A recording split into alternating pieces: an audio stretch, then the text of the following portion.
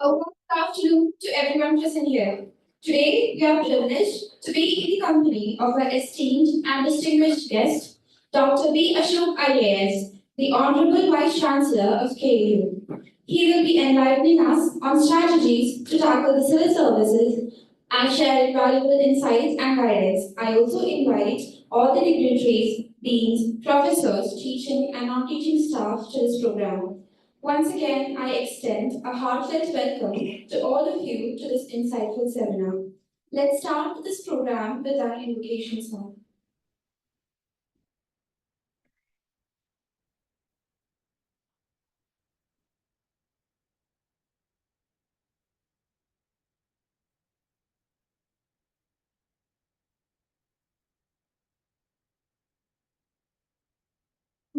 നിതാഘോഷതപ്തമാം ഭൂമിയിൽ ഒരു കരുണ തന്നാസാരധാരകൾ ചൊരിയുമംബികെ പർജന്യ ദേവതേ സുരുചിരോദാര സന്താന ശാഖിയാ കരികലപ്പകൾ കാളകൾക്കൊപ്പമായി വരി വരിച്ചാലു കീറി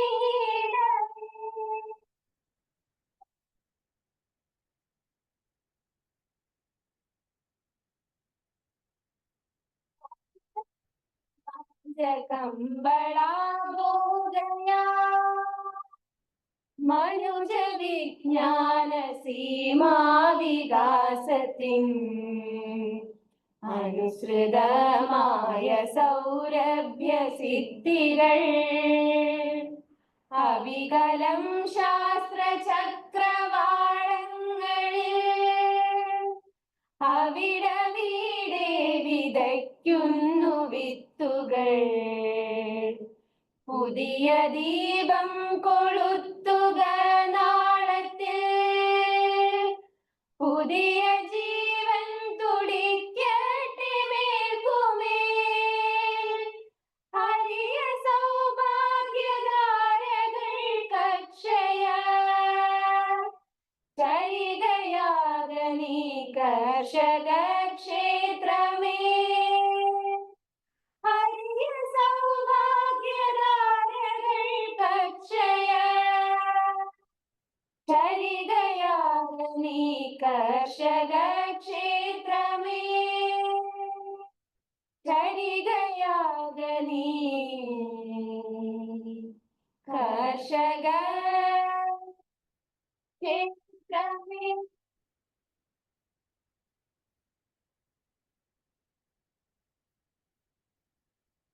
I take this opportunity to invite our esteemed Dean, Dr. P.O. Hamid, who has always been the backbone of our institution.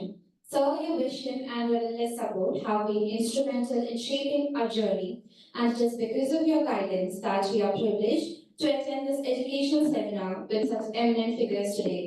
We are deeply thankful for your dedication and leadership. I now invite you, sir, to deliver the welcome address. Okay, good afternoon, one and all. Honorable Vice Chancellor Ashok sir, the Forestry, sir, other officers who have joined online, and my dear students. Well, today we have gathered here in connection with an important workshop on the seminar on how to tackle civil service. Well, the background of, as you know, how we have arrived here is, about a month back or so, I was flipping through the internet, searching for some literature. Then I happened to come across this book called How to Tackle Civil Service, published by the DC Books. And then I was pleasantly surprised to note that the author of that book is none but Ashok sir. Then I contacted sir and requested him, whether he can give a session on the topic to the students of the Kerala Agricultural University, and he has readily accepted that request, and that's why we are all here today. Well, this program is being organized by the Internal Quality Assurance Cell, the IQAC of the Kerala Agricultural University, which is mandated with quality checking of education and research in the agriculture university. And we plans to have a series of similar such program for the welfare of the student community. And this is the first of that. And I'm so happy that the first of such program is being conducted by Rashok sir. Well, I don't think we can have a better person, resource person than Ashok sir for handling such a session. I don't know how many of you know, sir is an alumnus of the Kerala Agriculture University back in early 80s late 80s and early 90s. He did his Bachelor of Veterinary Science and Animal Husbandry from the Kerala Agriculture University. The veterinary college at that time was to the Agriculture University.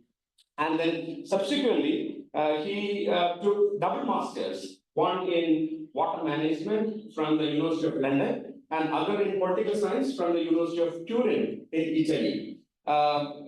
Sir's PhD has been on media and communication from the Amrita Vishwa Vidyapeetham, Kochi. And he has then traveled extensively to different continents, including he has taken degrees from Duke University, then from the Canada, from the Western Australia, from the Western Sydney, and some places he has made study visits. Well, he has been a civil servant in the Indian Education Service since 1998, more than 2.5 decades now, and holding various important posts in the state government, central government, and academic institutions. He has been the executive director of World Bank assisted project in water resource, and I don't know how many of you would have seen that Jalanidhi, the stuff, that's actually the brainchild of Ashok sir.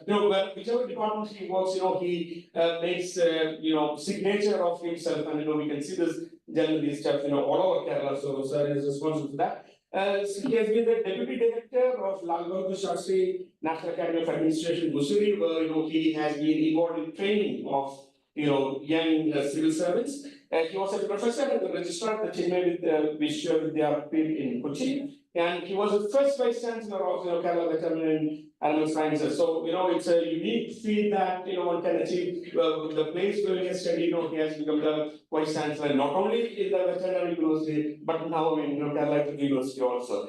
And he served as a director of the central government, also in the Department of Agriculture. And he has been the chairman of the Kerala State Electricity Board, which is a very, very important position. And he served there. And right now, as we all know, he's the secretary of the Agriculture Department, and he's also the APC, Agriculture Protection Commission, and apart from his vice chancellor. In 2019, he won Canada's International Research Award for sociology research dissertation, and then, after assuming charge of the Vice Chancellor in March 2023, in less than 2 years, he has made substantial contribution for the academic and student community of the Agriculture University, which include, he started, just to highlight a few points, he started 25 new academic programs, which is a very, very important step, bold step that we have not been taking for the past 50 years or so.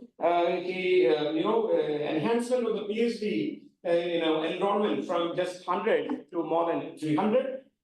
New infrastructure support to the tune of 1,000 crore for the university. It's in the pipeline. Implemented e-office in the Agriculture University, which is the first university in the state to implement that. Then made the Green Campus Initiative, close to 100 megawatt of project in the pipeline. The Enterprise Resource Planning (ERP), which is also in the pipeline. Once it is implemented, it is basically intended as an ease of doing business, particularly for the student community. You guys need not have to run behind offices. Right now, one student has come and met asking for rank certificate. Once ERP is implemented, such running around the offices would not happen. You can apply it from either, any time. So with these few words, and also, sir, we have close to 300 students applying online and offline, and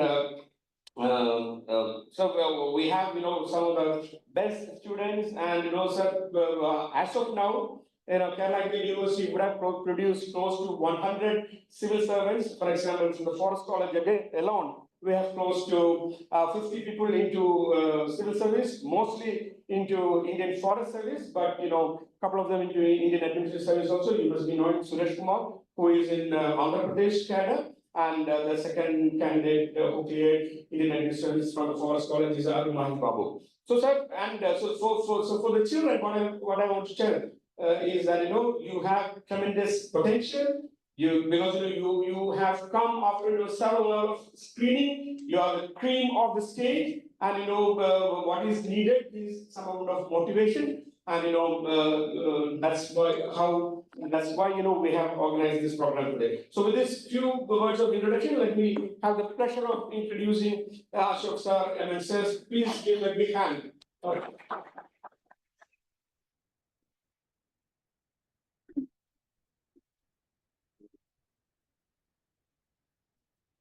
I also welcome all of you.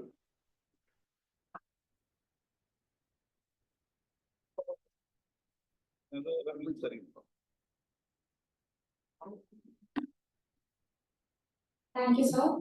It is my honor to introduce our distinguished guest, Dr. V. Ashok IAS, an eminent educationist, writer, speaker, academician, and columnist.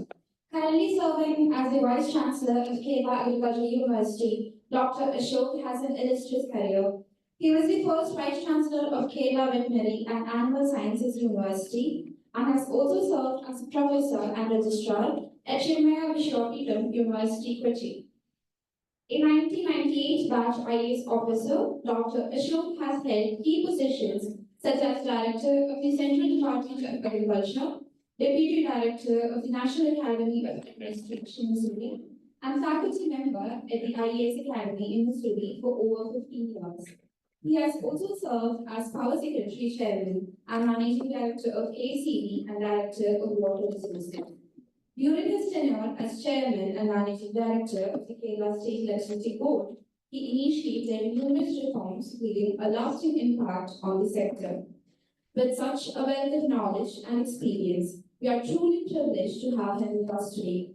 I warmly invite you, sir, to take the stage.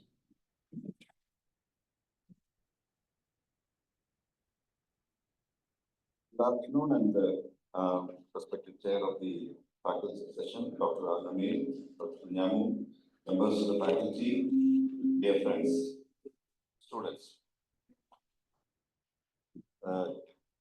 എനിക്ക് പിന്നെ civil സർവീസിനെ പറ്റി സംസാരിക്കുന്നതിലുള്ള ഒരു disadvantage in the sense that my exam is like 27 years before, and that pattern has probably changed some 10-15 years back. അപ്പോൾ ഈ പുസ്തകം ഉണ്ടായതെന്ന് വെച്ചാൽ അന്ന് some competition magazine, a friend of mine, the editor of that, when I was working in Delhi, he wanted an introductory sequence of essays for his publication. അപ്പോൾ അദ്ദേഹത്തിന്റെ റിക്വസ്റ്റിൽ ഞാൻ എഴുതി കൊടുത്ത 19 essays ആണ് ഈ പുസ്തകമാക്കിയത്. അത് ഇപ്പോ അതിൽ നിന്ന് ഇനി എക്സാം പാറ്റേൺ മാറിയോ എന്ന് എനിക്ക് സംശയമുണ്ട്. So please verify before you use. But principles apply. അത്ര അതിനകത്ത് പറയാനായിട്ടുള്ളൂ. So, as I told you, I have developed some slides to just guide us. Which are there. It doesn't matter. Right. So, we will divide this into 30-35 minutes of what I want to say, and I will try and answer what you have to ask about careers in government in general. When we say civil service, it implies careers in government. I have been a civil servant. In fact, that has been the only job I have ever done. I joined the administrative service in early 98 as a result of the 97 competitive examination, while I was a first year master student. So I have no other record in that sense, no work record in the state except my internship for the BBC and AH program. We were the rather notorious and ill-famed students of the neighboring veterinary faculty, where Professor Namir's dad used to be our professor of anatomy. I had a particularly sound ill fame with him. I clearly remember, failing the first probably gross anatomy paper 2, which he examined. So since he knew, he have roots in Kollam, somewhere near south, Alapi. So he knew my grand uncle and he telephoned me in the second semester and said that you told me your nephew is out here and he's a total loser and you have to be a loser. He's lost my cross anatomy course also. So he promptly informed my grandmother who relate to my parents and that created difficulty also for me. Semester 2. So normally the idea in medical and allied courses is you start by failing anatomy, you are likely to reach nowhere. But I somehow managed. Went off from here. Like most of you do, I was surprised. I was personally surprised when the ICR gave me a fellowship to go and study biotechnology in the then, what is it, National Center for Biotechnology, newly inaugurated National Center for Biotechnology. The biotechnology was the in thing there. So without knowing what biotechnology is, I also picked up animal biotechnology as my first choice. And that biotechnology, genetics, biotechnology, molecular. So when I looked at my scorecard in the veterinary science, I was like, so maybe in the first 5 to 10 in the cohort of the batch, but you can't say that that's a stellar performance. I was more interested in other things. Like organizing, conducting strikes, going around, having people, they know the story. So, or even getting into trouble with the police or, getting arrested, Clearly. So that's why the student politicians find it very difficult to deal with me. I know that life story totally well. I completely empathize with them, but they have not done what I have done. So much so that when the union government appointed me to the IAS, I was apprehensive whether the state police will declare me, the state intelligence will report me unfit for the job. So I clearly remember meeting the then superintendent of police Trishur, who later retired as DGP. And I told him that I have sort of a history in the Nandi police station. So he said, what is it? Rape, what is your crime? So I said, conduct agitations. So I have writing, I've been out several times on bail and all that. So he was a sport. So he immediately called for the records and said that these are what we call civil offenses. All of you run it when you are students. So I'm going to write, he told me very clearly that I'm going to write a report saying that despite doing all this, look at this chap. Yes. He has become rank number 23 all India. So he should have something in him. So he told his writer, people with all this nonsense and issue him all clear siren to join the IAS. That is how had he taken a different view, it would have been a little troublesome for me. Because what if the GI knew exactly what I did? But I think it would have been rather troublesome too. I'm saying this that even if you are a little problematic at this stage, I would strongly encourage you to write for the civil service exam. These things don't matter. In the long run, a lot of wrong things for you to do later in life. These are very minor offenses. So when the what you call student disciplinary matters are put before me, recommending punishment, I rather smile at the fellow. He has done probably 10% of what I have done. But not make it an excuse and do Western times, right? We will have to clamp down on you. But what I'm finding as a student body today is a much more docile lot. You're not doing the real offenses. When you look at the real offenses which we used to be, pretty with and live with, that's. So to come back to my experience of writing the exam, as I told you, I took the 97 exam. I graduated out of Manati probably in August, September 96. The next year, February or something, I went to Bareilly and since I had plans to write the exam, I wrote the preliminary in Trivandrum and the main in Delhi. That's my memory of it. And it was winter. I strongly remember writing the exam in Woodlands in the UPSC's main exam centers. The one thing I vividly remember is the following summer, that is 97 May, end of February, end of April or April, May. The interviews were conducted. So I appeared at Dolpur House and taking tips. Another Madri coaching centers or Trai Bahulio, Pustal, it's a very few rows and So some of the friends asked me questions to prepare me for the exam. I attended a little bit of, on the second optional one, I took some classes for anthropology to make it my second option, etc. And I went for the exam. But what I vividly remember is that it was a 45-minute interview. And none of them were Keralites or I think it was board number 10 which interviewed me. And it lasted for full 45 minutes. And it was a very pleasurable, not a question and answer session, but they tested the depth of the candidate. Chairman was R.K. Department. He's no more. He used to be a former IAS officer and chairman of the Tripura Public Service Commission before he became member of the Union Public Service Commission. That gives me on, well, I distinctly remember questions on why do you want to leave a career in biotechnology and become a brain in the drain. This is one of the questions which he put before me. So I sort of answered that, possibly a brain in the drain is better than the brain drain. So we were playing one games at one another. So then they asked, why would a brain in the drain be better than the brain drain? Things like that. Trains, imply meanings. So we were playing at one another. I did not answer all the questions. Some of the time I did not know. So I frankly said that I am not familiar with what you are asking. But the beauty of that interview was that it was very nuanced, experienced people. Somebody from defense was there, some general, ex-general or somebody. Nawali was there, who was IND secretary, etc. Very senior, experienced people. And all of us enjoyed that interaction. And in 45 minutes, the chairman said, time is up. I would have loved to talk to you for some more time. And then I looked at the members, and I could see that they were selecting. That's the most important point. I did not have to wait for the results. I knew that I had carried the board with me. Right.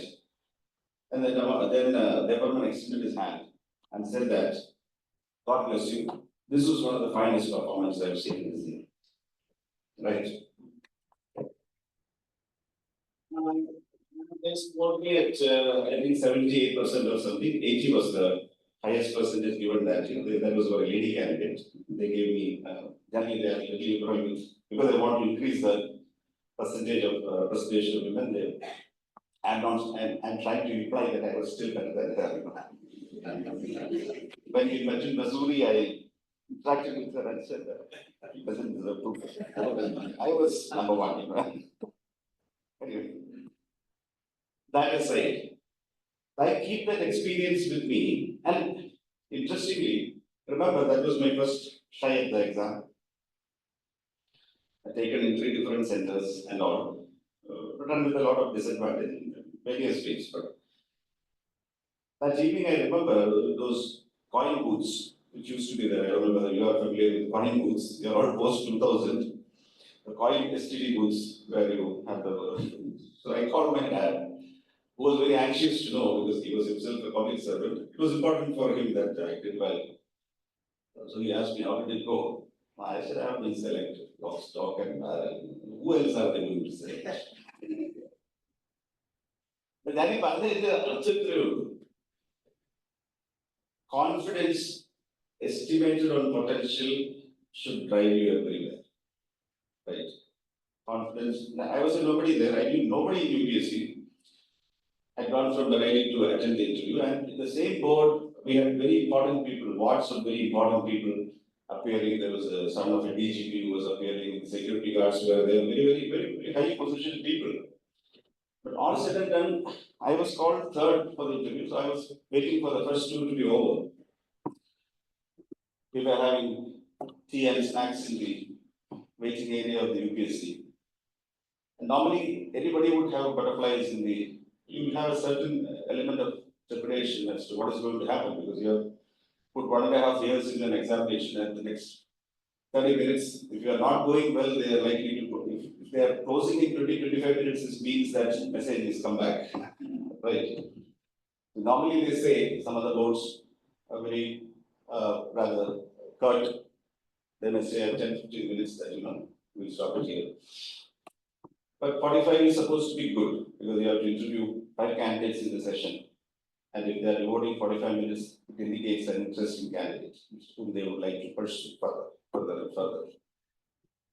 But ഞാൻ പറഞ്ഞു വന്നത്, while I was waiting with the other 5 and interacting with the other 5, I was telling that I am going to make it out of this 5. And all these fellows are going to score below me. ഞാൻ ഈ പറഞ്ഞ ചർച്ച ഇത്രയേ ഉള്ളൂ. ഇതുപോലുള്ള ഒരു competitive പരീക്ഷയിൽ നിങ്ങളുടെ എഫേർട്ട് എല്ലാം വളരെ പ്രധാനമാണ്. പക്ഷെ നിങ്ങളുടെ മെഷേർഡ് കോൺഫിഡൻസ് ആണ് നിങ്ങളുടെ ഏറ്റവും ഭയങ്കര കാര്യം. You have to understand that you are a born winner. ഇത് ഇല്ലാതെ ചെയ്ത് ബുദ്ധിമുട്ടാണ്. Am I good enough എന്ന് ചിന്തിച്ചു പോയാൽ നിങ്ങൾക്ക് വളരെ പ്രയാസമാണ്. So whenever I have been called later into selections of UPSC or state PSC or universities not so much. The singular value I look at the candidate walking in to be interviewed is the positive vibe he is holding. ബാക്കി എല്ലാം നമുക്ക് feel ചെയ്യാം. പക്ഷേ orientation positive അല്ലെങ്കിൽ എത്ര അറിവ് ഉണ്ടായിട്ട് പോലും കാര്യമില്ല. The entire burden of knowledge will drag that fellow down. And if you are selecting people into executive positions, the only virtue I look for is, given a task, will he apply himself at it? Will he throw himself at the task? That's the virtue you look for. And does he or she have enough positivity? Positivity is very but the second, a person who is intentional, purposeful, and directed enters the room. And a sloppy, confused character enters the room, you will be able to make out very fast. Because the vibrations you will be able to pick up, the gaze, the way he looks at it, the way he sits down. You see, disorganized people will never be able to sit properly into the chair first. They will adjust 3 times to find the chair. So, are you perplexed that easily? That's a very important criteria. And invariably, I notice how he reacts at inadequate knowledge. He doesn't know something, and we will invariably ask. Good boards will always ask you questions which you might not know deliberately. Are you candid enough? Would you try to engage in guesswork and beating around the bush and trying to remember and all that? It's important in the interview that you are asked 10 questions. You may know only 4 or 5 answers, but making them crisply, nicely, succinctly, clearly is more important than answering all of them. The second, you have to put with a question. I was asked, what is the relationship between civil society and or something else? Then we said, I am not familiar with either term, sorry. Frankly, you are not supposed to know everything. That's not important. But one of the virtues in an interview is spontaneity. And I will always look for whether you are able to know what you know and what you do not know pretty fast. Right? And give an appropriate response. That's all. I mean, one should not be verbose. One should not choose colorful, playful language. You can be slightly humorous, but don't get sarcastic. It's a formal occasion. So, are you able to preserve the balances that is required of a young aspiring civil servant who has to work in public peace? That's another very important criteria. I don't know why people don't write and succeed in huge numbers. It only takes you content. You are doing agriculture, or I wrote with zoology and whatever, anthropology. It's one option. There's only one option, which makes it even more easier. You pick up your subject, develop your content, but this is a kind of career in which, as I told you, I started early. When I joined civil service, I was just turning 25. I have to work nowhere else. So all my 27 years of experience are only in public positions. I was selected for this managerial career of NABARD also that year. But eventually the IAS interview happened first, so I did not go for the other interview. Because I'm sure that I will be selected by the UPS. Outreaching confidence at the time. Actually, I was banking that Department will keep his word. He told me that it's one of the. At the time, you do not know what your current score is. That score is poor. Despite the government's impressions, you would collapse out of the exam also. You are hoping that you will do well. Now I'll tell you about what is special about. I will not deliberately go into what the exam is because firstly it has changed. Secondly, all of you are able to look at UPSC's website or any coaching institute's website. Is that there are 100 sources. Almost everybody seems to be preparing students for civil service these days. So that information is in public domain. Try and see that and develop your own exam strategies and all that. My simple point is for the purposeful candidate who is able to devote 6 to 8 hours per day post your graduation. These exams should work out pretty easily. And if it is not working out for you despite 3 attempts, the fact of the matter is you are not cut out for it. Right? You may have deficiency in sitting down for 8 hours and focusing on something. Focusing is very important. Nothing else should deter you at that time. When you focus on something, it should be total devotion. And more than memory, you should have a sort of analytical intelligence, in the sense that you analyze the thing and understand the thing. And also you are able to explain it in writing as well as speaking it. Right? You will have to. So these skills are there. If these skills are deficient in English or Malayalam, I would encourage that you train in teams and try to develop these. And to sort of succeed in this examination, you don't have to be a hugely successful public speaker, flamboyant personality. You need all that. You only need coherent language in which you are able to explain a thing as it would work for a layman. Right? Without that, you cannot work as an officer. You will have to.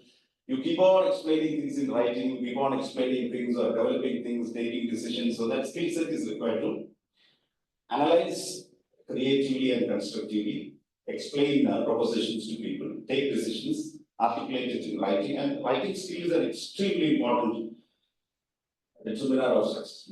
Because the scoring part of the examination, even now I think it is about 9 or 10 written papers, longhand written papers. So you need that succinct, straightforward writing skills, which unambiguous writing, error-free writing is one of the key things. So if you are deficit there, try and start working on it.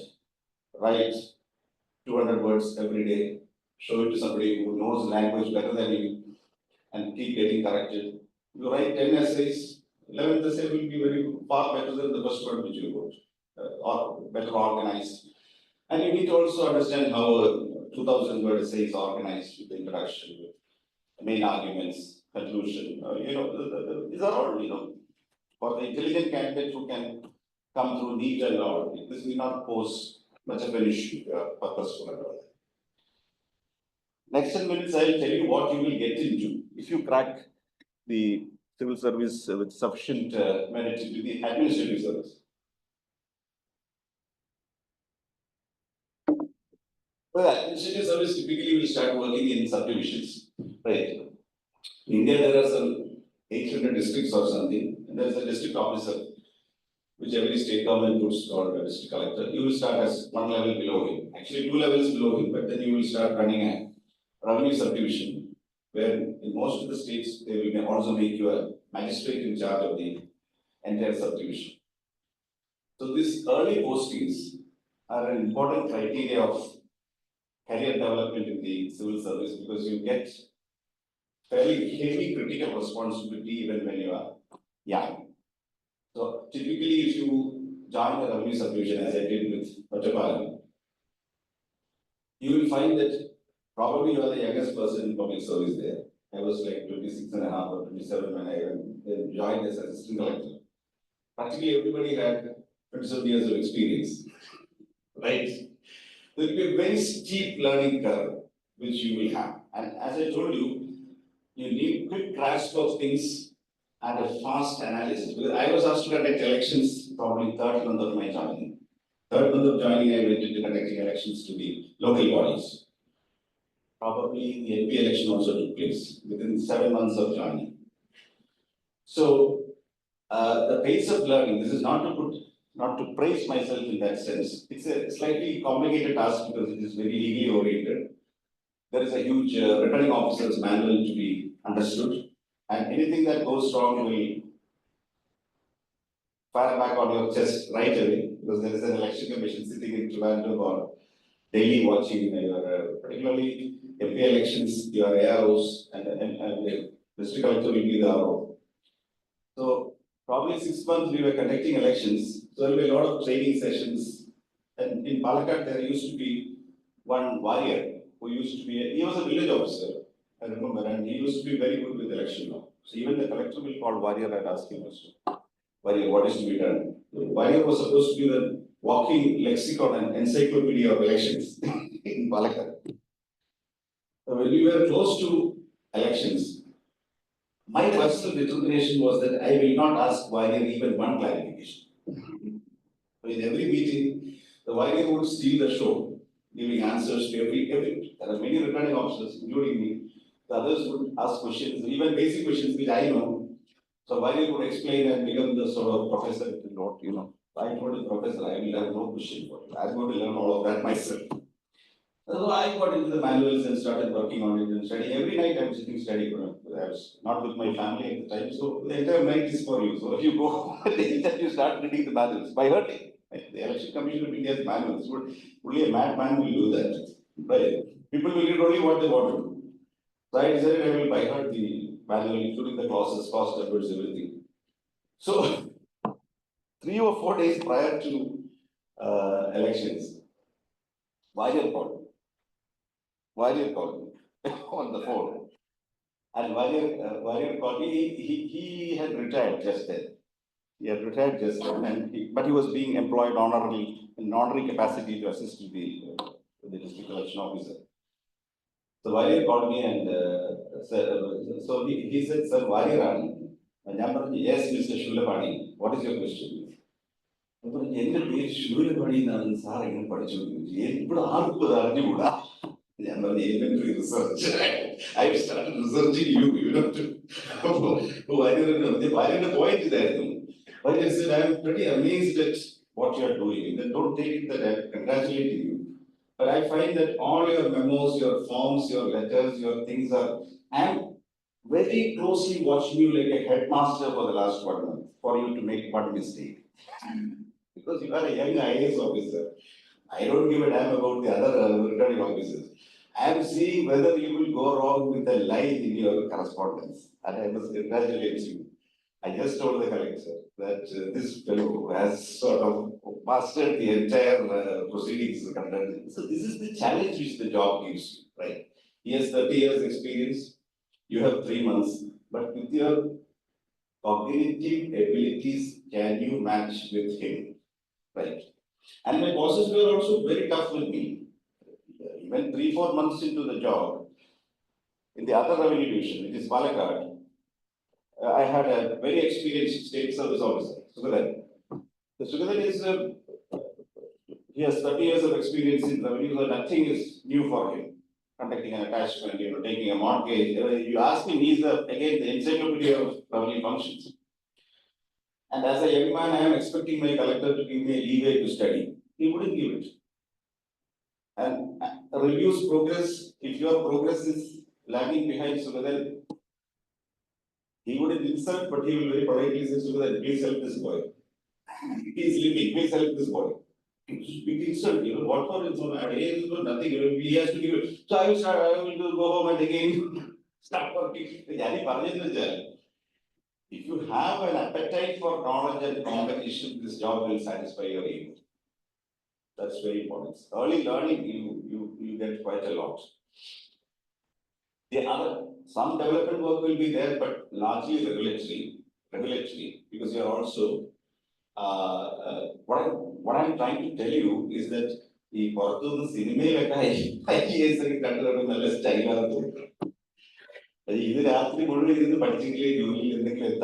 that is what I'm trying to say. Otherwise, you will make a fool of yourself and commit huge blunders which will affect others. So if you have the tenacity to get on top of the situation, study through the manual, study through the judgments, get out of tricky situations, it is good for you.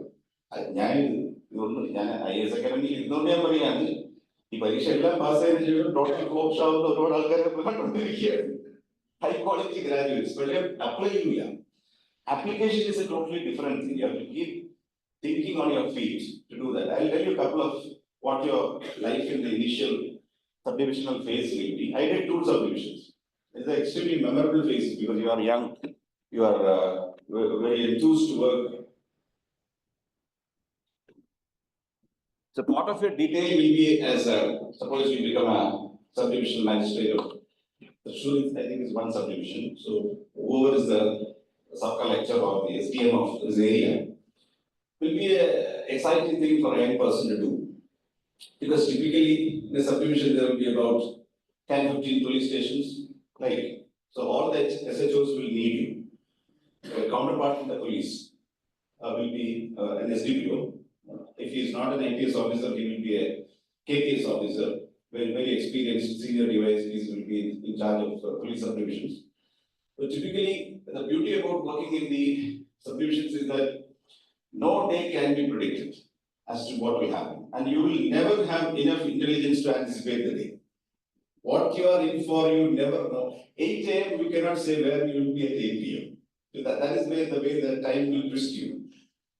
So typically, because you are the subdivisional magistrate, and particularly because I was in the outlying subdivision, Palakkad will tell you that the date. Supported by the police's information system, they will tell you that an agitation is going on to take place in the Taluk office. Municipal office is being picketed. So police parties are right there. So please be available. You may be required to sort of come if something erupts. In between, there will be a death which requires a magisterial inquest because there are certain categories of suspicious death where police is not allowed to do the inquest. You will have to attend the inquest. In between, the police will arrest suspicious people picked up in കളമാരായിരിക്കും പക്ഷെ കളവ് മുതലോ കളവ് നടത്തുന്ന പ്രോസസ്സിലോ അല്ല പിടിച്ചിരിക്കുന്നെങ്കിൽ പിന്നെ preventive detention ഇടാൻ പറ്റത്തുള്ളൂ. There is a clause called 106 to 109 in the previous CRPC. It's a good thing, right? ഞങ്ങളുടെ ഒരു യങ് മജിസ്ട്രേറ്റ് പറഞ്ഞാൽ രാവിലെ ഇതുപോലെ പോയി ഓഫീസിൽ ഇരുന്നപ്പോൾ 4-5 ഗുണ്ടകളെ പിടിച്ചോണ്ട് വന്നിരിക്കില്ല പോലീസുകാർ. സാർ റിമാൻഡ് ചെയ്യണം. ഇത് ഓഫീസ് റിമാൻഡ് ചെയ്യുന്നത് ഞങ്ങൾക്ക് അറിയില്ല. In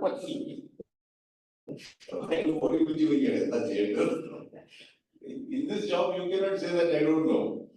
You have to start running right away in that sense. You will have to get from your reader as to what is to be done. Because if you know the organization of the revenue subdivisions and taluks, you have the judicial magistrates. There will be one magistrate available in every jurisdiction throughout. Because you never know an arrest will take place. And therefore, the person will have to be produced. Suppose the judicial magistrate is not available, then normally the police will think, how can we keep him for 2 days? Because police can keep a person under custody only for 48 hours. Beyond 48, he has to be produced before a magistrate. So the other way is to sort of put section 109, bring him before the subdivision magistrate and try and get a remand. So you have to decide whether you are going to remand the man or not. You can ask him questions, identify if he is a threat to public tranquility as. This is typical.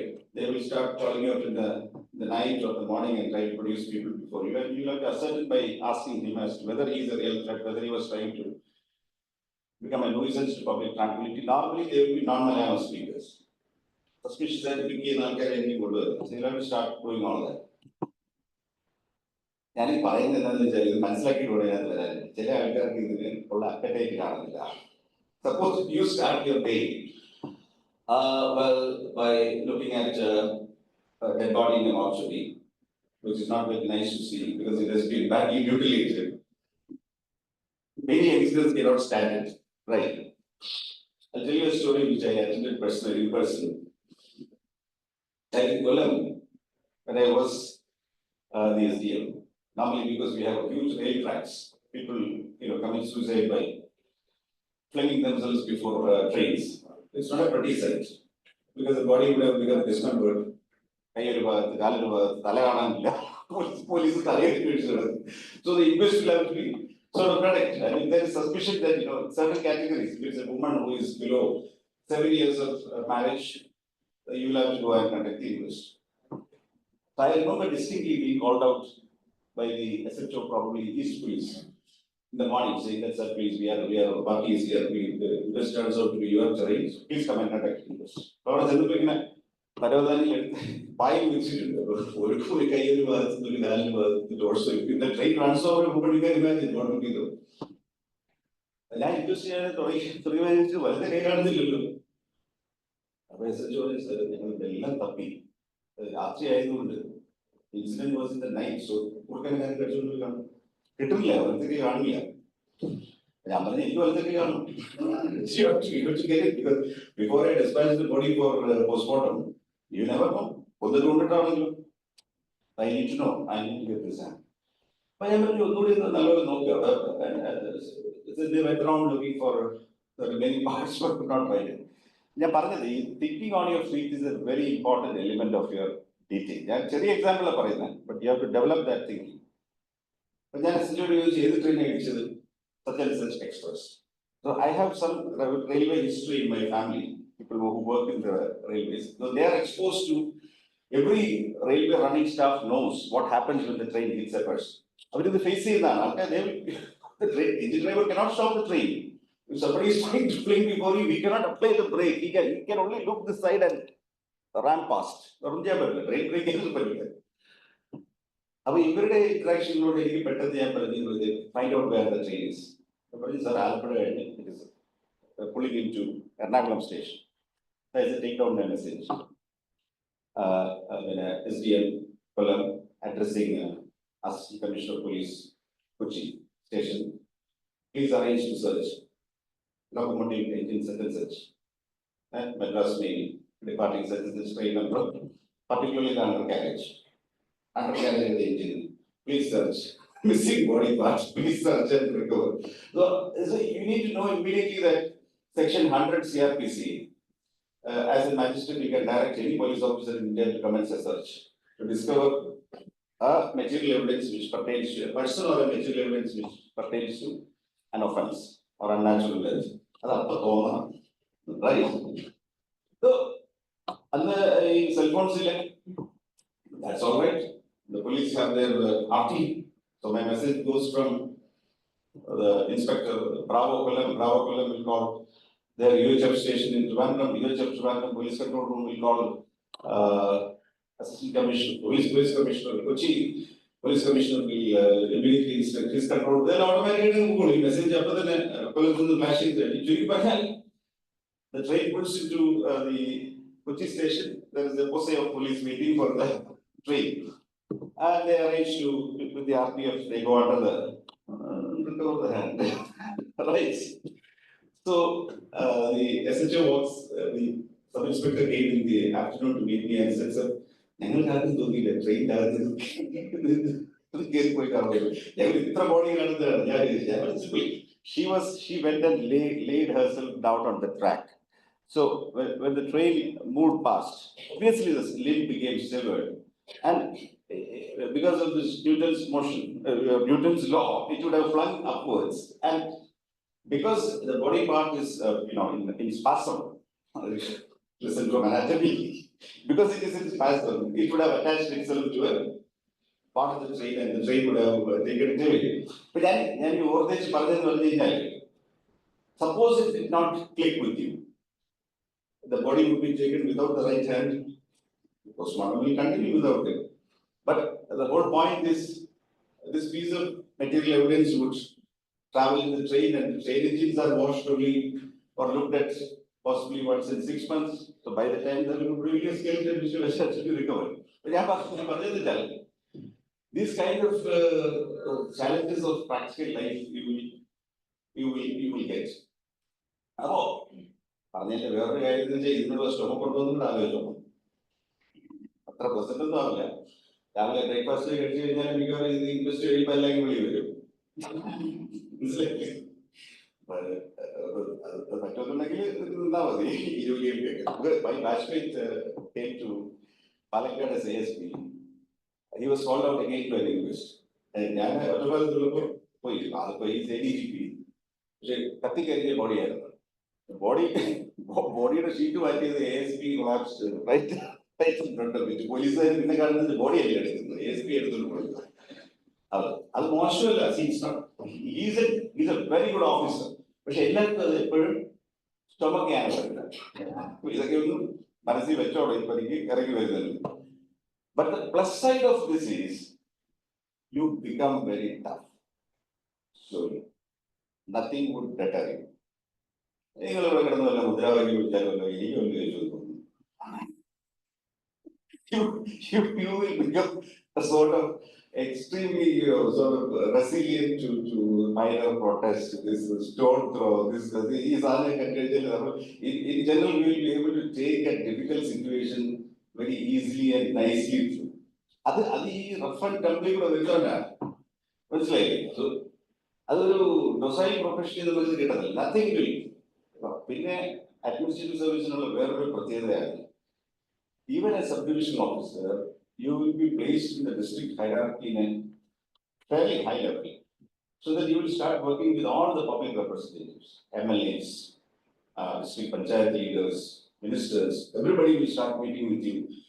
So your confidence level will be pretty high to address pretty high. You will not be scared to, when you come to the state level, working with ministers, governors, and even in training you are received in the Prime Minister's office. Prime Minister meets with you, discusses with you, you go and sit with the President, have a cup of tea with the President, sometimes dinner hosted by Rashtrapati Bhavan. So they profile you nicely so that your confidence level is good to work as a national and an international. You will know what to do even if you're visiting dignitaries. There's a President of foreign countries coming, what to do there, what not to do, how to dress, how to sort of receive, how to take around. So these kind of finishings are given pretty early, and then you are elevated into chief executive positions, maybe a district, so on and so forth. And you spend about 15-16 years successfully, they will give you what you call a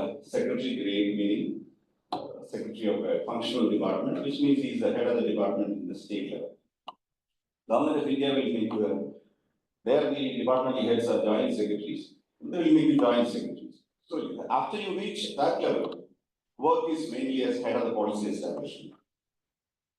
But one distinction you have is that because you have seen the rough and tumble of how law is administered in the district, right, including all the contentious provisions of the police code, the criminal procedure code, the evidence, you are expected to have a know of how things will work at the implementation, like the blocks. This experience is considered to be very valuable, and plus you are basically a coordinator who brings together specialist departments, general departments, and pursues the government's agenda at the district level. So you have a leadership position where you articulate, you communicate, you bring together people, like, for example, the district collector of Thrissur will, after conducting 2 of your Thrissur Purams, learn a lot of organizing and mega festival, the elements which go into it. The Pathanamthittas collector will learn to be an excellent crowd manager during the season when he organizes the pilgrimage, so on and so forth. So every district has its own speciality, its history, and so on and so forth. So this experience builds up, and then you become an able advisor to the government at the higher level, of the ministers, chief minister, governor. So this will be your world. My life is blessed or cursed by these companies which I developed, including the university seniors, Not easy to work with these chaps. They have all their own ideas and agendas in their mind. You have to guess their, when Kunyamu walks in, I love to look at him and try and guess, okay, Kunyamu has this in mind today. And I'm going to agree to part of it, not going to agree to part of that. So what is the second best, the stated intention, the implicit intention, and sort of judge as to how much I am going to allow myself to be sort of conned by the angle of the The other art is to strike balances between people. Invariably, you will be team leaders, right? I am leading a team of how many executives are there? Directors, deans, each one is a different character who may or may not gel with one another, right? So, in a university, such differences are inherent and basic and welcome. People should not think alike. It's very important. So, Professor Namir would have a view about certain thing in hosteling. The controller would have a divergent view, even now he came and complained a bit about you. Not a complaint, saying that you should kindly coerce, somehow cajole Professor Namir to our point of view. I said, I will try. He's a difficult guy, but I will try. So you need to be an excellent negotiator, right? But there is an institutional objective and there is a constraint, right? Certain things we have to take it through the code. Certain things we can sort of dispense with and take a liberty with it. So keeping it the university's interest center, you will have to talk to these people across the barrier and make them agree on a common minimum program. It's not very easy. And in every institution, people will, once you grow in your career, this will be a main task. Trying to get people into agreement. Somebody will be diverging on a required common decision all the time. And by and large, the secretary government, I canvass this with the ministers. When two ministers don't agree with a proposition between them, it's one of the hardest tasks for me to shuttle back and forth, carrying messages across, sitting with you and answering points, pacifying one or the other end. So that will give you that will make you, if I'm allowed to say, a semi-politician also. Right? You'll have to understand. At the highest levels, constraints can be political, constraints can be non-technical, perceptual constraints. So one will have to address those issues, sit with them at length and carry something forward. So forging a unanimity will be a very important task for you. And it's not very easy. Sometimes you will fall foul of it also. Because ministers may perceive that you are championing the other fellow's cause. You can easily run into trouble. I have been in hot water forever. That happens. You will have angry exchanges, right? Several times, it's the power tussle which we handle every day is pretty, it can sort of cause anxiety to people who are less resolved, right? Several meetings I have been asked to shut quiet, just don't talk now, right? So you will have to move out of that awkward situation and start talking again, Many people will get pissed off and they will walk away. So after a while I say that, you have been missing me, can I say something? They will say that, we told you, just keep shut, don't talk now. Your meeting is getting extremely boring, can I add value to this? So you'll have to get back to the conversation. So it's a challenge and a promise at the same time. So if you have the appetite for this, see, I've seen people succeeding with the IAS exam and thoroughly failing the practice. The trouble is that they are not cut out. I'm not saying that I'm 100% fit, but I've been there 27 years, and each year I've been given enhanced assignments and complex, diverse jobs because somebody is looking at us. Either career seniors or ministers or sometimes even people at the national level, they get a sense that this fellow might be able to forge forward, right? This guy may be able to do this. So they tend to assign me repeatedly, I may be doing something right, I may be doing something right. And interesting assignments are picked up without any structure. People looking at you, performing in meetings, answering the assembly committees.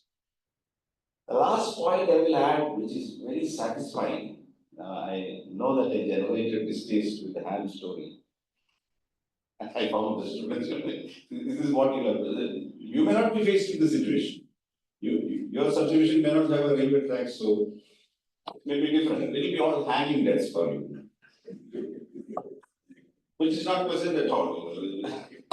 Right. So, therefore, the other aspect of career like mine is that if you have the right heart or the heart at the right place, or if you empathize with human beings, you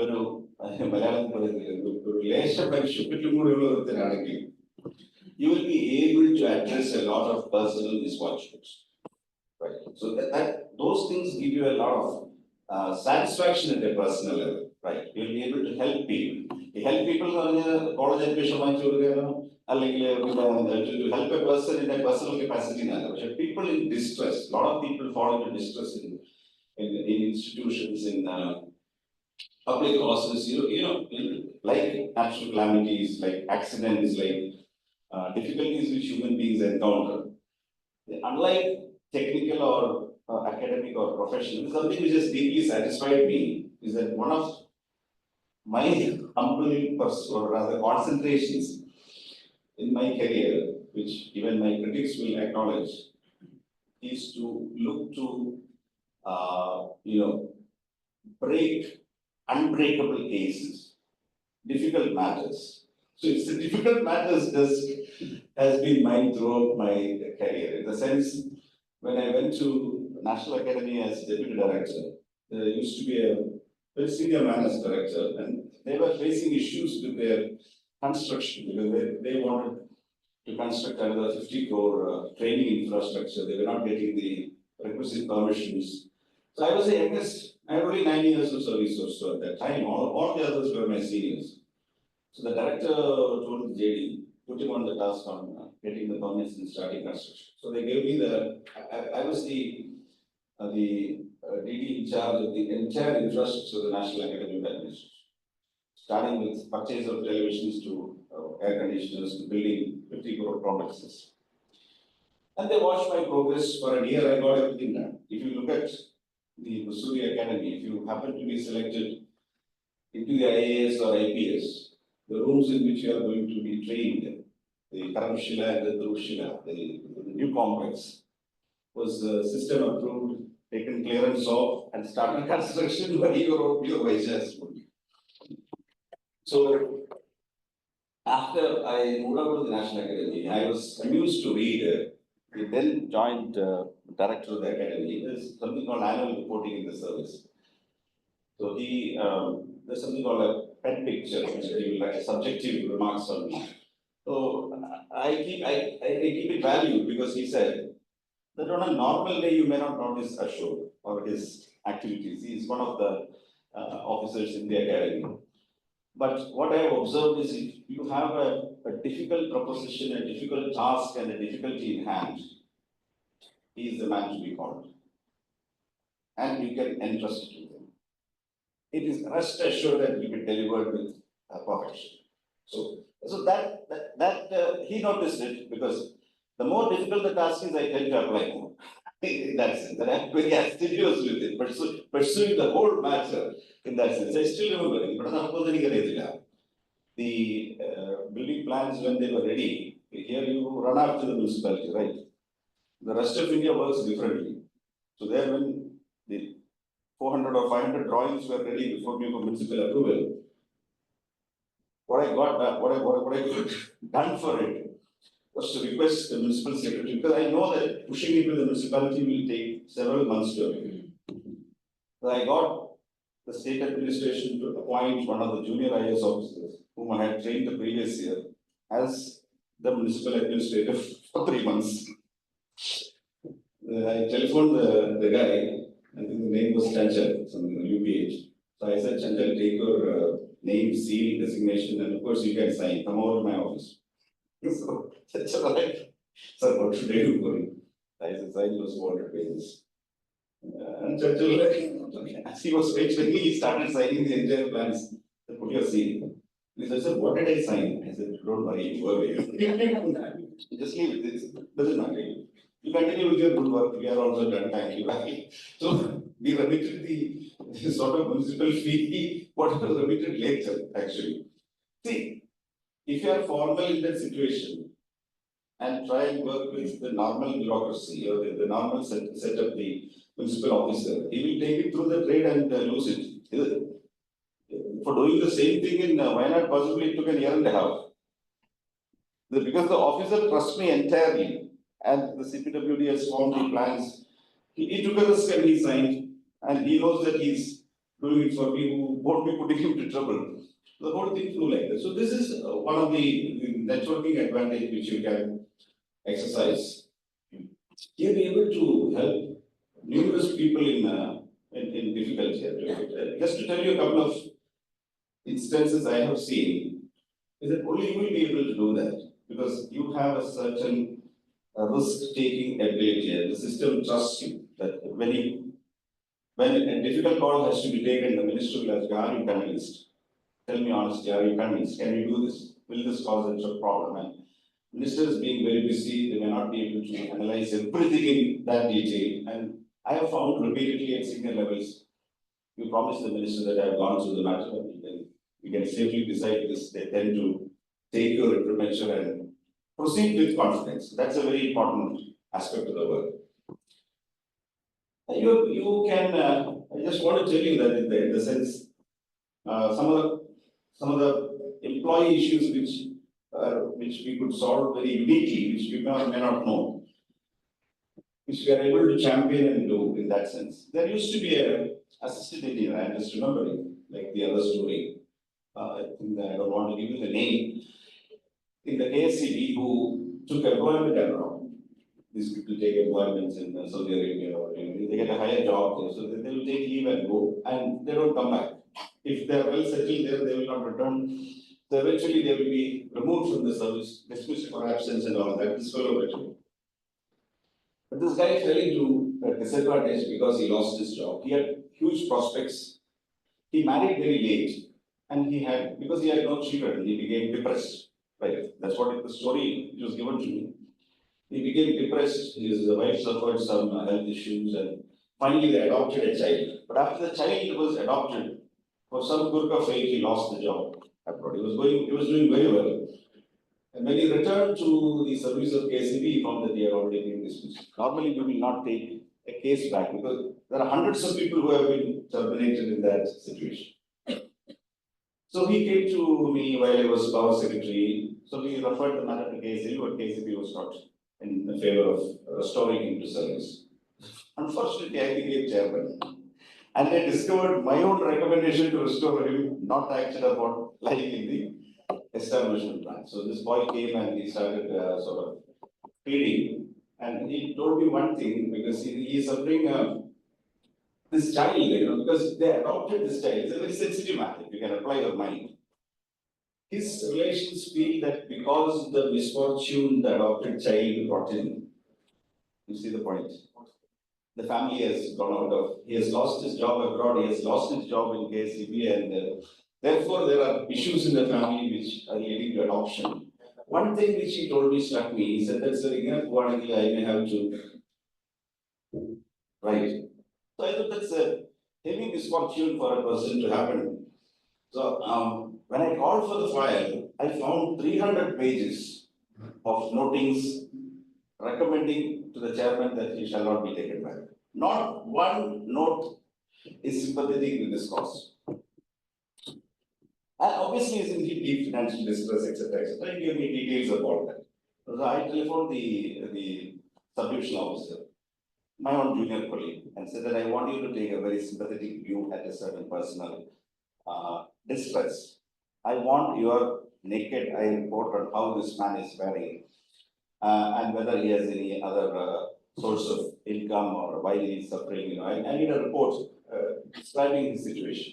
So my junior colleague went to his home and interacted everything and returned a report which more or less convinced him. So I took it. I wrote the note myself. I took it to the KCB's board, the functional board.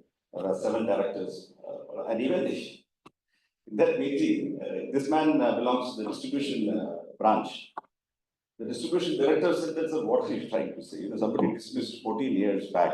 If you take him back, you are going to get another scores of my engineers who have been removed, they will come back. So I said that you read my note. And it was a succinct note. The board went through the whole note in silence. And then the senior most director said, chairman is pressing a case, we'll make an exception. And took it back. So he did not gain much, but he got 2 residual years with KCB and a pension. You see, this is a typical situation where only a fairly high-ranking officer can make an exception. Nobody in the system would sort of make an exception for this man. So these sort of exceptions are possible only if you apply your mind. I'm very happy about it because the whole thing is that, you see, if you look at it, the future of that adopted child is at stake. So that's the element which you have to rather develop in your note. So you talk about the need to encourage adoption as a social practice, the fate of it, and there is a quirk to it. So you need to view it as an issue which is slightly more than a case of removal from service. So you make an exemption and do that. So these kind of satisfactions will come to you. Another important thing which we did in agriculture, the small matters, not like launching a company or launching a business or all this, but your eye for detail will. One more example from my own career, direct example. When I was in, we meet a lot of people suffering for, suffering because they made an error or they are being made to suffer for no error of theirs. This kind of situations you will see. I remember a case of one engineer. Lady from somewhere in Perithalman, I think, Malappuram district. So I got a distress letter from her, retired executive engineer, I think, saying that she has retired 15 years back and she's still to be paid a full pension. The pension has been retained, her DCRD has been retained, government benefits have been retained. And she also said that I'm writing to the third or fourth secretary of the Water Resources Department, but it's not done. So I have a board in my room, if Dr. Kabir would have noticed whenever they came to me, not here in my Trivandrum office. So I tend to post these difficult cases. I will immediately make a note of it so that I see it every day, otherwise you will lose track of it, right? So I immediately put, her name was Warrior or something. So I put Warrior pension, here, kept it there. And then I asked the CE and the other people to collect all the background information, and I went through the whole history of the case. It was a very interesting case. I don't want to bother you with the details. How the executive engineer lost her pension is very simple. She was I believe, the executive engineer in charge of the Chandramantam regulator bridge construction, which is happening. And at one stage, the contractor ran out of sand to construct the bridge. Either the contractor could have brought it from other sites, because if enough sand was available in the construction site itself. As executive engineer, she allowed him to abstract the sand and use it for the construction of the bridge. But later audit found that she should have used a rate schedule, which was used by the panchayat while auctioning the sand, whereas she has actually used the PWD rate schedule to compute his compensation. So that was different by around 200 rupees per ton. I'm talking about 15-20 years back. So the total loss to exchequer was computed at, I think, 4.5 lakhs, and interest for all this period. So like she had to pay 20 lakhs to the government. So that was under dispute, and it had gone into a. So then when I found this, it's a rate dispute. The only thing that was required was for the chief engineer of irrigation to take a call on whether the right rate was approved. Because the audit fellows wrote something, the chief engineer of the day did not apply his mind. He could have simply said that the rate which he used appears to be correct, and this audit observation is not sustainable. Instead of that, her department started chasing her, giving her notice for 4.5 lakh, then interest, these other things. The poor thing is suffering. He has no pension, they only minimum pension. The children's education is suffering. The mental distress will be huge. After working for 30 years, you are left with nothing. So I was ready to sort of condone it, reverse the whole finding, and I attack these auditors. What we do here, normally. But it takes a lot of pain. This is like work for 2-3 days to sort of who will do it for some remote virus sitting in but this is the challenge involved in a job like this. You have to reverse 8 years of history in a file. So you go back. So I had another misfortune in that file, because the Public Accounts Committee had already taken note of the fact that we had punished the engineer, and that we were about to recover the money.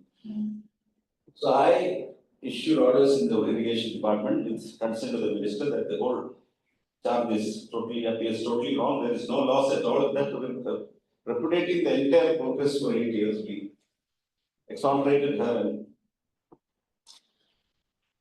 And that went to the Public Accounts Committee and held pro rooms.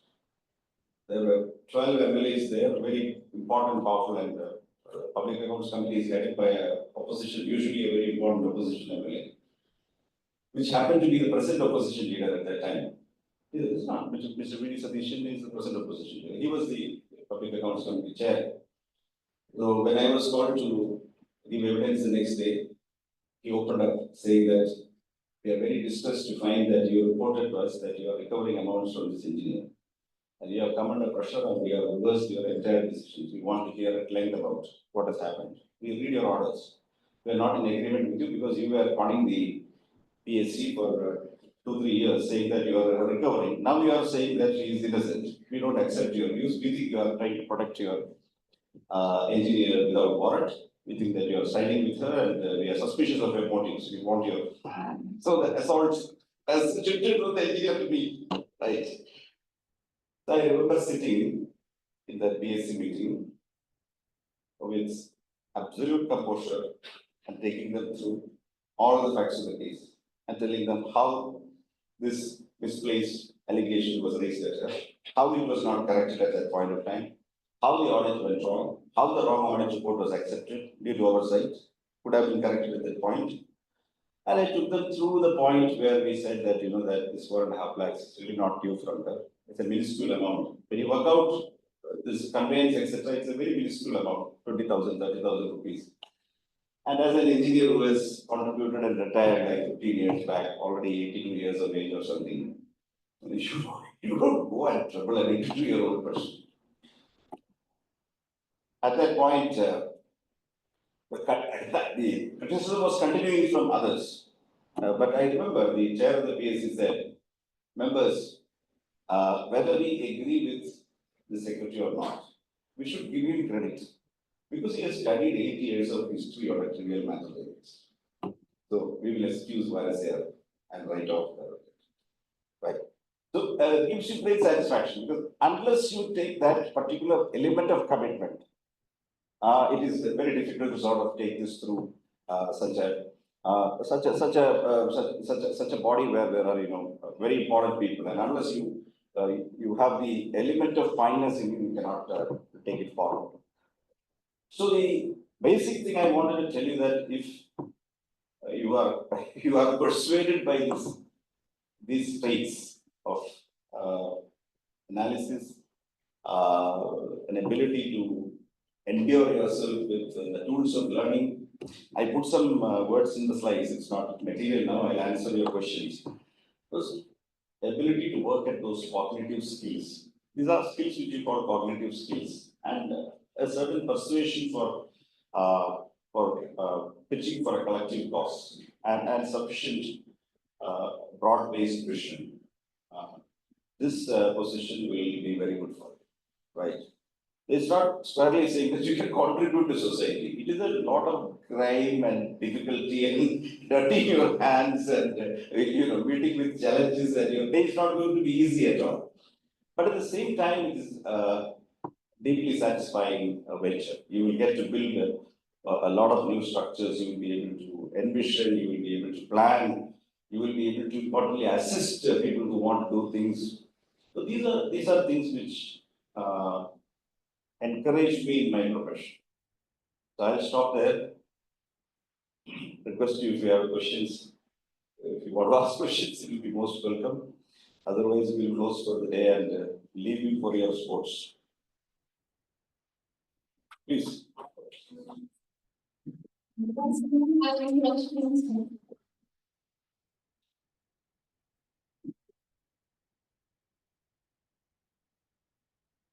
afternoon, sir. I'm Abhinav Mishra from Odisha, currently pursuing my BSc Honours Agriculture second year here at College of Agriculture, Bellanur. I have two questions, sir. First question is preparation and academic life planning. And second question, how to tackle the ethical dilemma questions. Ethical dilemma. I had no ethical dilemma questions in I don't even know. I don't know what those questions are now. We had a much more less complex examination format. You have now that CSAT and all this. You compare your academic preparation and exam preparation. You are doing undergraduation, Right, you have to only crack your undergraduate subjects. And if you have already chosen the optional to write, start reading that up at an honors level and read the Hindu thoroughly. Thoroughly means masthead to printed and published by. So the problem is, what happened 15 days ago, I forgot, like current affairs now. That's good. You please forget, you read again. There is no harm. See, current affairs of today will have no bearing on the year of your examination. The only thing is, those, if you are seriously planning to take the examination, if it's still relevant, you please read the NCERT's social science syllabus, class 11 and 12 thoroughly. That's the base. This examination is pitched on CBSE +1, +2, 11 and 12, and then you have to build up. Thank you, sir. It's not complex at all. You are good with it. You are studying, let us say, you are studying a student of agronomy or climate science. You are scoring 8 out of 10. It's the same thing which works with this examination. Only thing is you sharpen your expression and also remember that this is a competitive examination. So your answers should not fetch 7 out of 10. It should fetch 8.5 out of 10. That's all. To be done. Written parts. Yes. Then you have to be a smart talker also. Spontaneity, my word in this examination, the most impressive part of a student, an aspirant is the spontaneity which he has. I look forward for this in every single interview because I ask her a question. Her eyes will immediately tell me whether she comprehended the question correctly or not. This is the most important test, whether you hear correctly. Unless you are hearing correctly, your cognitive processing will be in error. If you are an impatient listener, you cannot do your job properly. So first thing I will see is whether you are comprehending what I am trying to ask. If my question, and I may deliberately ask an unclear question, will you jump into the answer or will you ask me as to, excuse me, I did not get your question. Can you please repeat it or word it differently? I did not get your question. It's a very good sign that you are a very active listener, right? You're not rushing with your answer, you want to understand. Secondly, I can know from your eyes, even from your body language, as to your processing is very fast. Right? You're not going here and there and getting scattered all over. Your random access memory is very good. Your RAM is very good. Your disk is running very fast and very fast you are able to retrieve the essential and bring it forward. There are some people who can only quote answers chapter wise. Right? Teachers are notoriously tend to start with the beginning of the chapter. That is not required. Like, see, there's this joke about, not on you, not pulling one on you, but usually advocates say it is very difficult to cross-examine teachers, particularly school teachers. They cannot get to a point without a huge preamble. So if you ask a teacher in the witness box, are you married? So typically teacher will start, when I was age 15, I started thinking about marriage. The advocate will say, don't think about that. The only question is whether you are married now or not. It's very difficult. He has to start with the thinking, then only reach the current status. He will take a few minutes to answer this question whether he is married at the moment. He can't spontaneously answer it. It's only a joke, but don't go there. Are you married? Yes, no. That's it. Very, very simple. Don't think too much about it. Okay. And it's also very important that if it is pointed out to you that you made a mistake in an answer, you simply apologize, saying that I'm sorry that I went wrong. Simple as that. Interviews prefer direct, simple, comprehending people with good cognition. That's all. You have 24 years, people sitting across have 30 years of experience and practice. You don't have to correct or you don't have to prove anything with them. You are no match for the other side, right? All they are looking for is, will you understand correctly and will you apply correctly in a given situation? Are you able to process information without bias? And if you articulate something, will your colleagues be able to understand correctly? Will your instructions confuse? That's very important. Remember, if something really bad goes on, such as a huge turmoil in law and order and all that, and if suppose these things are very uncommon these days, but if ultimately the police counterpart says that we need to sort of control the mob. It's not at all working, and you need your orders to open fire. You need a judgment of the situation, and you need to articulate an order. So you will your order be decipherable, or will you collapse at that situation? Will you take a judgment call? And I have come across near situations when the police would, like once it happened in Kollam that the police station was under attack. So it was like 7:30 in the evening. District collector called me and said, please rush to the station. There's a situation developing there. The Tahsildar or executive magistrate won't be able to handle. You are required. DYSP is already there. You go there immediately. So I went there. Somebody was brought to the station. There is allegation that he has been beaten up. So a huge crowd had sort of encircled the station. Already station was pelleted and station was under attack. So a police station under attack is a very serious thing. So normally police will try to use, because see, the station is damaged and police are injured. They will not be able to face the public the next day. So one of the things to do is to pacify the sites. But at the same time, you have to see that the mob is dispersed, either through persuasion or politically, negotiating with them. The police is not able to negotiate because the mob is totally, against the uniformed officers. So I had to go there. They blocked me for about 30 minutes, 40 minutes. I could not get into the station. Then I told them I'm here to sort of inquire into the situation. And somebody sort of allowed me to pass and go there. So these are very tricky situations in which several police officers were injured. They are all visibly miffed. They want to sort of crack one back. They are ready. They have got their armed units also around. So when I went into the station, the magazine is opened. The weapons are taken out. The rifles are being put into motion. The armorer has started distributing the the station is getting defensive.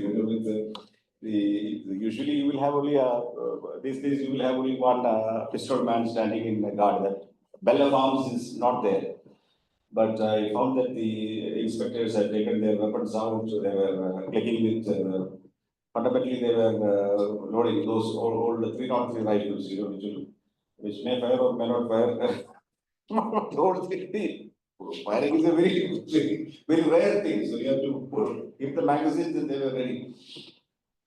So I said, there's a very burly deputy SP who I think he died later, Rashid. Rashid says, sir, we will need to sort of coerce these rascals. I will need orders to fire upon them. Sir, Rashid, relax. You think about it. Don't fire up before talking to them. Let's call them in. Rashid said, let's not call them into the station, sir. They will come and create havoc. I said that you don't call them to the station. You take your inspectors and stay behind. I'll call them to the station.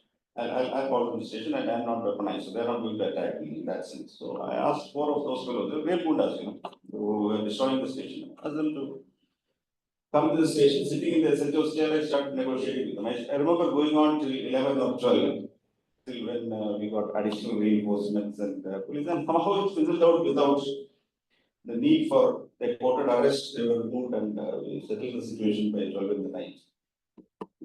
Things like that. Interesting. Challenging and interesting to begin with. Okay. No other questions? Shall we close? Any more questions? You are so full of knowledge in India, taught them everything.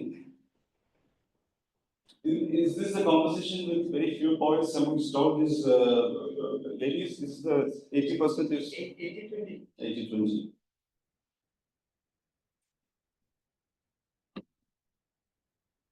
This is a good thing. In fact, the batch I steered in the Missouri Academy, the professional batch, had till that point the maximum number of women joining is 33% or something. What we got that year. Now I think it is much more than that, 40 to 45%. Okay. You guys are happy with my monologue, it's fine. The other important element of cracking these questions is to always be full of questions. Other than that, there. And my general message to particularly what I find, now this is not a critique agriculture, forestry, graduates of the agriculture university, I find a lot of young people who have joined the agriculture department also. See, when you are young and your professionals are coming up, I told you that your reasonable confidence. നിങ്ങൾക്ക് അറിയത്തില്ലെങ്കിൽ confident ആയിട്ട് പറഞ്ഞ പേര് calculus അറിയത്തില്ലെങ്കിൽ calculus അറിയത്തില്ലെന്ന് പറഞ്ഞാൽ മതി. So the an honest confidence about you is very important. That's my fundamental point. ഞാൻ കൂടുതൽ കാണാത്തതും അതാണ്. ഇപ്പോഴത്തെ കാർഷിക ബിരുദധാരികളെ കാണപ്പെടുന്നു സ്മാർട്ട്നെസ് കോഷ്യന്റ് കുറവാണ്. അതെന്താണ് നിങ്ങൾ ഇടിച്ച് നിർത്തി കളഞ്ഞിട്ട് മൊറാൽ കളഞ്ഞിരിക്കുന്നതാണെന്ന് എനിക്കറിയാൻ പറ്റില്ല. എന്റെ മറ്റു ഓഫീസേഴ്സ് പറയും ഈ ഒരുപാട് പെൺകുട്ടികളാണ് പെൺകുട്ടികളായതുകൊണ്ടല്ല, ബട്ട് ദ പോയിന്റ് ഈസ് ഒരു എന്റെ കൊലീഗ് ഓഫീസേഴ്സ് പറയുക ഒരു തണ്ടൊടിഞ്ഞ ചീര പോലെ പിള്ളേരില്ല ഒരു കണ്ടു കഴിഞ്ഞാൽ spark you have need in മിഡ്-20s കാണുന്നില്ല, തോന്നില്ലേ? എന്താണ് സംഭവിച്ചത്? കൂടുതൽ മൊബൈൽ നോക്കി നടക്കുന്നുണ്ടാണോ ഒഴിഞ്ഞു പോയെന്ന് അറിയാൻ പാടില്ല. Your gait, your appearance, your demeanor is very important. It's extremely important when you go for an interview. We generally keep watching the arrival departure pattern, how confident he is or she is. Confidence is not just how composed you are. Can you will you be disturbed quite easily, or will you be able to maintain composure under stress? Those are very important elements. So try to work on your. You must be doing some sports and body conditioning preparations, but try to improve upon your posture, your walking. These are all extremely important. You may be a very knowledgeable man, but if you will walk like this, you are not going to get IAS. I can tell you very well. If you stoop your shoulders, chin down, and eyes down, I immediately put a score there saying that. Half of it is how you carry yourself. How you carry yourself, your confidence, that really matters. And how honest you are with yourself. Very proposal. Another interview, there was a quarrel between the interviewer and the applicant. Because one of them is only because something he asked about Lawford and the African, or the scientific name of African elephant. So he said that the interviewer said he said Lawford and the it's Lawford and the African, and he said Lawford. So there was a quarrel between them. Okay. And that went to an extent that you don't know anything about it. Who told? The interviewer told the interviewer. The interview told the board that you don't know anything. And professors can do that. That was He will get also. He was a new entrant for assistant professorship, but he told the board that he doesn't know anything. Not about that. The particular was, of course, what he told was right. That the spelling was wrong. It was not because Lawford on the African nights or not. So what the applicant was right. Okay. But he should not have gone to that level. So you denied the right man his job. The board was wrong in that case. Yeah. But he told the board that you don't know anything about this, right? Yeah. That's not advice. That's not advice. So that's always what. അപ്പൊ ആ സ്റ്റേജില് interviewer ഭയങ്കര adamant ആയിട്ട് നിൽക്കുകയാണ്, അയാൾ തെറ്റാരെന്ന് തോന്നിയില്ലേ? ഇങ്ങനെ പറഞ്ഞാൽ മതി, അങ്ങനെയും പറയാൻ. One of my friends went for the interview in the year which I read. He also got it. He got it for forest service. He's there in our state itself. So first question they asked was very interesting question. Can you spell the name Rupee? So he promptly answered RUPPEE. You ask 10 people to spell Rupee, they will only spell RUPPEE. This is where the pronunciation will misguide you, right?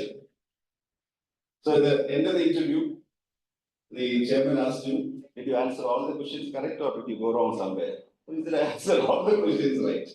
So they took out a 100 rupee note and doctor showed him, please read the word Rupee. So he said, sir, I think I had 1 P more.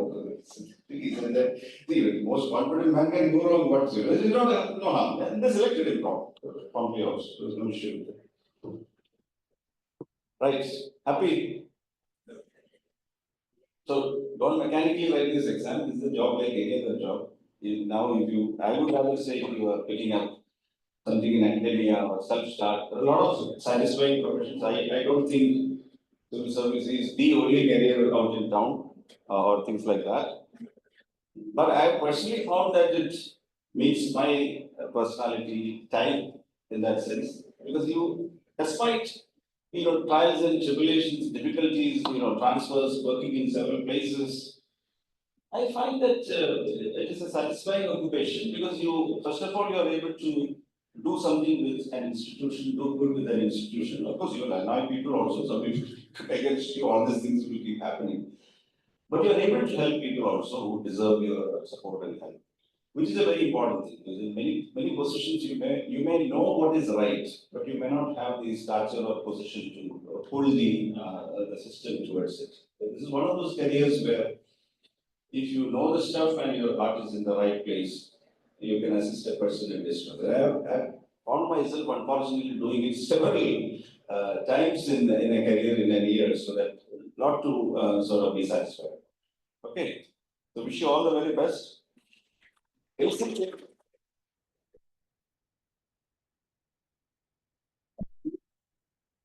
the thing is to keep learning. Keep learning very diligently. Spend your day, what you require for your honors, masters. Keep doing that. If you want civils, start reading on the side, 2 hours, 3 hours. Start investing in year 3, 4 in your graduation. Focus on it after your graduation the next 2 years, and one or two focused attempts will give you an excellent rank if you so desire. Okay, so hope to see some of you join civil services, young entrants. Every year, some 5-10 fellows walk into my room saying that we have newly joined service, and I look at them and smile. You know what they're going to go through in the. That's before they are going to the subdivisions. I asked them, how good is your stomach? Do you throw up very fast? Do you have a railway going for your subdivision by the way? So they don't get the idea what I'm asking. They don't know what is it talk for. This job, he will go and sit in the office very nicely, nice and dandy, and you will find the police inspector landing up saying that, sir, please come in. We are requested to in the morning. Come on, let's start moving. And that's the way it goes up. Then some young lady may realize that this is not her cup of tea, right? They will start looking all over. That is the fun of it. Okay, thank you very much.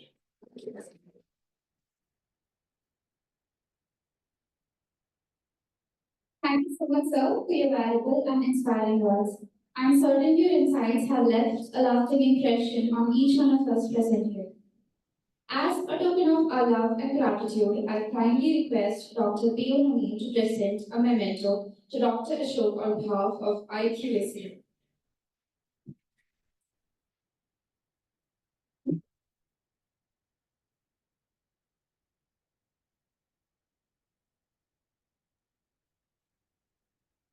Now to deliver vote of thanks, I invite Dr. Elshra Joni, sir, Assistant Professor in PAU, stage. Thank you so much. The secretary is on the stage and the faculty members and the students. We got a great privilege and opportunity to hear from Dr. B. Ashok IAS, Honorable Vice Chancellor today. And he inspired us in many ways through his words and through his wisdom, and as well as from his experience. So he taught everything from his experience, and many of us, I'm sure about that, many of us will be, in the near future, there will be many IAS aspirants, IPS aspirants from this community. So I would like to thank our Honorable Vice Chancellor, Dr. B. Ashok IAS, for his time and for his wonderful presentation. And the talk was organized by IQAC, the Honor Quality Assurance Cell. I would like to thank the director of IQAC and other staff members who came from IQAC for this wonderful program. Thank you so much.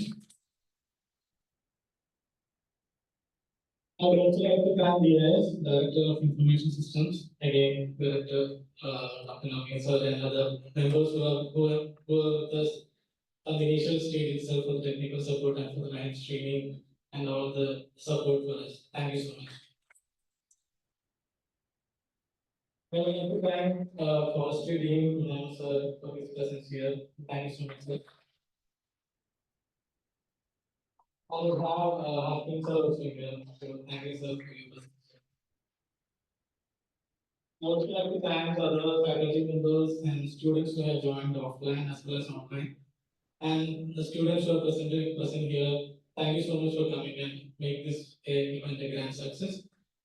I would like to mention a few students here, because we came here, we have seen the floral arrangement here in front of the campus. So I would like to mention them, the 2024 students were did there. And we have seen the handmade bouquets here, which was distributed at the time of the event. That was made by 2023 students. I would like to thank 2023 students. And anchoring was done by the students itself. Thank you so much to the students as well. And finally, I would like to thank Dean College of Science and Environmental Science who was running behind this event for the last few weeks. And it is a grand success actually. So he is always inspiring us through his words, through his actions, and through his inspiring things which he is doing for this college and for the students. Thank you so much. And our technical team, we have the everybody here, who are arranging the sound systems and everything. Thank you so much for that. And finally, I would like to conclude and thank each and every one of you present here, especially the faculties of College of Climate Change and Environment Science, who is also running behind this for a long time now. And the students who are also running to make this a grand success. Thank you so much for everyone.